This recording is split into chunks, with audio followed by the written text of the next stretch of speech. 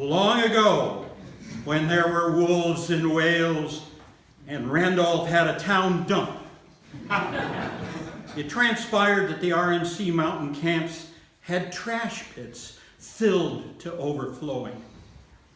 In consequence, in late August 1970, the word came down from the U.S. Forest Service that the camp middens should be emptied and decommissioned, with carry in, carry out, the new rule of the future.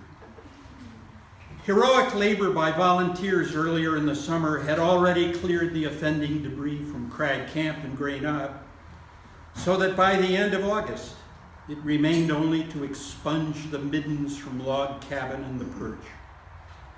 Thus the call went out to RMC members and friends to gather on Tuesday, September 1st, to devote the summer's last club climb to finishing the trash clearing project. The Tuesday in question dawned in an unpromising manner. We may have noticed that today. Clouds covered the peaks from 4,000 feet up. Over the Randolph Valley, clouds and blue sky fought for control, with 1 minute bringing bright hope for a perfect day, and the next presaging dark gloom and forebodings of subarctic conditions. As the troops gathered at the Appalachia rendezvous, the weather turned to cold rain and hail. Nonetheless, 23 intrepid volunteers of both sexes and an impressive age range elected to brave the elements in a dash up Lowe's path.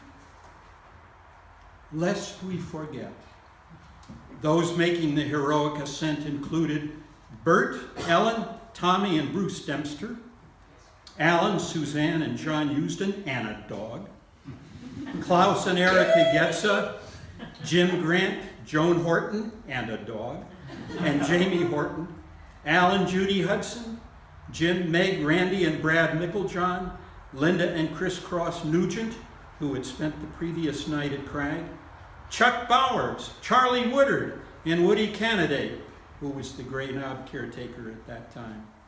This group made a total of 23 packers and 2 dogs.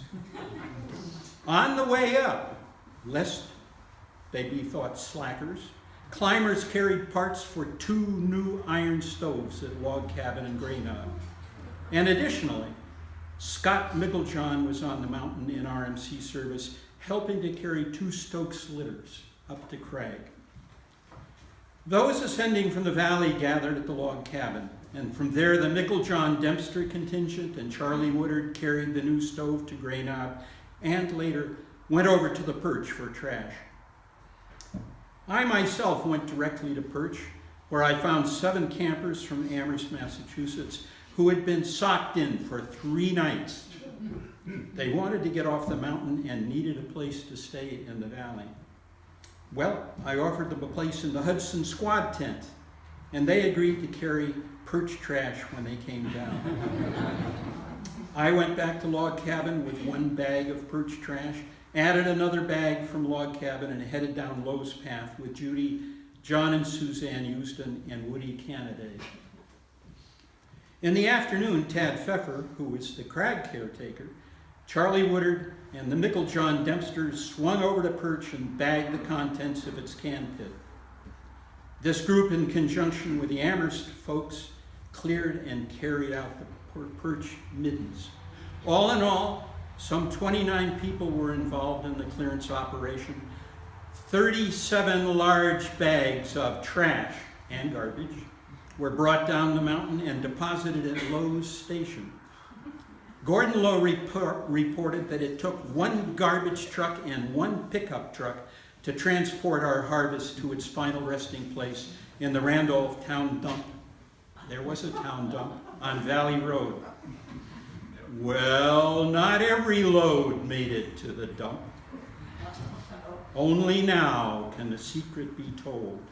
Big John Houston, traveling with Judy and me, in addition to carrying a trash-laden pack, also hand-carried a second heavy plastic bag. Somewhere in the lower reaches of Lowe's Path, John's plastic bag split and strewed trash on the trail. In the light of the recent carry-in, carry-out regulations, there was some soul-searching among the three of us about what to do. Finally, we agreed to gather up the detritus and gave it a decent burial at an unspecified spot some 50 yards off the trail. Requiescat in pace.